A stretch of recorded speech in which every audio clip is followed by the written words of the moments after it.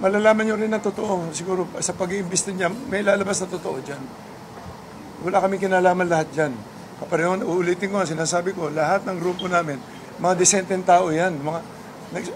Ang hiling lang namin, sabong lang. Ngayon, kailangan lang namin proteksyonan na sarili namin yan talaga. Kaya wala na akong kailangan ng ano eh. Ngayon, hindi ko na kailangan paliwanag. Hindi namin alam kung ano nangyari talaga dyan eh. Kaya lang, siyempre, masyado na kami bugbog. Kailangan na kami lumabas. Kailangan kami lumaban eh.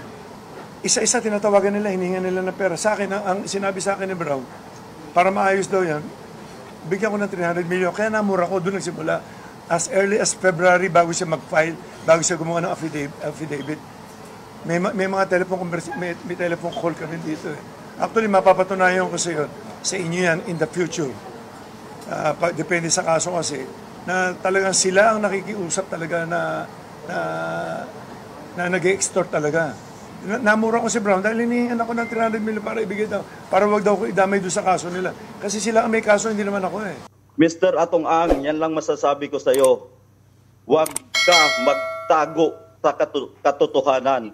Alam mo to, ikaw mismo nag-utos sa akin at ikaw mismo ang nagsabi dyan sa grupo ng mga pulis na iligpit na yan. Paano mo sabihin na hindi ko alam? 15 years, almost 15 years na tayo nagsama. Bakit sabihin mo, ako pa ngayon nagsisinungaling? Mr. Atong Ang, ano nangyari kay Chavit noon? Na ginulo mo, napatayin nyo rin. Tingnan mo, nagulo rin ang buhay mo. Ngayon, kumuha ka pa ng witness na yung nagbitbit sa missing sa Bungero, yung nakapula kanina na sa likod mo, na si Rogelio Toto Burican, at saka yung nakasombrero na naka-white, na si Rodelo Anigig, sila ang bumitbit na nakuna na binalita sa Channel 7. Para alam mo lang, magtago sa palda ng nanay mo, Mr. Atong Ang. So, how soon daw po ma-file ng formal case si Atong at si Gretchen Barreto, given na napangalanan na po si Dasmos? Sooner than later. It will happen. I-evaluate yan ng fiscals, ang ating group of fiscals who will be assigned to evaluate all the evidence so that we will know what cases to file properly. Kasi syempre, may specific cases yan na kailangan magkaroon ng elements ng crime na pwede namin improve as prosecutors. Pinangalanan sila, then we will have to include them as suspects. Katulad dito, yung kay Atong Ang, eto yun, hindi ko kilala si Atong Ang. Ano bang paki ko kay Atong Ang? Pero i-iskandalo lamang ako, hindi pa nga naghihiring, hindi pa nag-iimbestiga. Hindi lang sasabihin parang guilty na. Sasabihin pa, nako, maraming pera yan, malakas yan. Mali yun. Oo, kayang bilhin niya ng mga hukuman. Ang tingin mo sa hukuman? Lahat kayang bilhin. President, Republic din. Mali po yun. Ibig mo sabihin ng mga pangyarihan, na-impluensya yung korte. Ibig mo sabihin na impluensya yung korte nung dinismiss yung kaso laban sa anak mo, Boying. Yung drug case. Wala, yung nag-bounce back ibig mo sabihin, hindi nga maintindihan eh. Opo. Kakausapin mo ba? Di wala ngang investigasyon pa, di wala pang resolution yung DOJ, guilty na yung tao. Mali. Nakakainis lang, hindi dahil si Atong Ang siya. Ano ba namang pake ko kay Atong Ang? Opo. Nakilala ko yan a few times, pero hindi po kami close, hindi kami magkaibigan. May isang lalilitaw, pati si Gretchen Barreto. Idadamay. Hindi nyo ba alam yung principle ng res inter alios acta? Ano po yun? That yung acts of a third person at saka yung principle na a confession only binds the confessor. Ganito yan. Kaya meron pong tayong principle in law na ganyan. Eto, may pinatay ako. Halimbawa, pinatay ko si Dan Fernandez. Example lang naman. Dan Diaz na yan? Palitan mo yung apelido. Common naman eh. Marami namang Dan Fernandez. I-google mo. Ang daming Dan Fernandez. Yung mahilig na rin siya mag-google. Mag-google ka. Daming Dan Fernandez lalabas. Anyway. Sige. Example lang naman. Nahuli ako. Okay. Sasabihin ko, para ako hindi makulong, hindi ako makonvict for murder. Sabihin ko, hindi po ako ang mastermind. Eto, nananahimik si Victor, ano? Sinong mastermind? Si Victor po. Hala? Si Victor Salonga. Ala! Inutusan ako. Binigyan akong 10,000 piso. Ala, grabe naman. Ibig mo sabihin, paniniwalaan agad ako?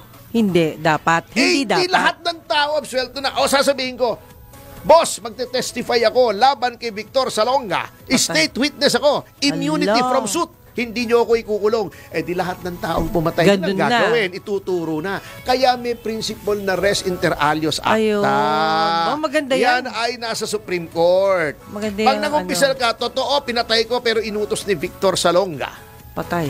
Yung confession ko na pinatay ko, admissible as against me. Opo. Pero yung as against Victor Salonga, res inter alios acta yun. Ayun. Kaya nga ulitin ko, otherwise, lahat ng tao na pumatay ay pwede na magturo, absuelto na siya. Mali Number yun. 2, kahit sino, pwede mong i-frame up. Magbabayad ka lang ng witness, ituturo lang kung sino. Oo Di nga. ba yan ang ginawa nila kay Congressman Teves? That is the Teves playbook na sinasabi ni VP Sara Duterte. Yun yun din ang pala. ginawa nila kay Pastor Kibuloy, di ba? Puro Sinasabi frame may up. armas, etc. Hindi naman pala totoo. Yan din ang ginawa sa Farmally. Binigyan ng e-bike, binigyan ng pera para ituro yung si Crisel Mago. Nag-affidavit yun. May affidavit po yun. May sinumpaang salay-sa yun na siya ay binayaran lamang. Ala.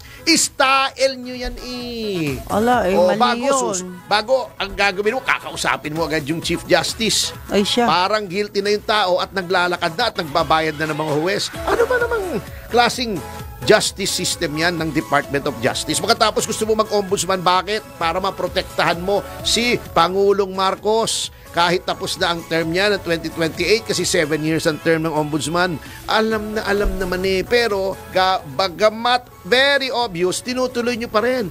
Freycinet Republic, ang kapal. Maraming konkreto. Reinforced. Maraming bakal. Buti pa yung mukha nila, prefabricated concrete, at matibay yung flood control. Wala halos konkreto. Di ba? Giba agad. Yung 5,500 flood control. Wala. Saan pumunta yung semento? Sa mukha nila. Ala. Ay, nako, speaking of flood control, nako po, ang dami Grabe. pong pakiusap dyan, attorney. Prefabricated concrete talaga. Freycinet. Sikat na Freycinet. Dapat mag-add na sa atin yun Meron pa bang Freycinet dito sa Pilipinas? Nakikita ko pa Wala po. Yung mga poste, idea. yung mga building, Freycinet, di ba? Google mo nga yung Freycinet. Oo, nag-curious tuloy ako. Naalala ko lang kasi nung bata ko, Opo. nakikita ko yung mga flyover nakalagay Freycinet.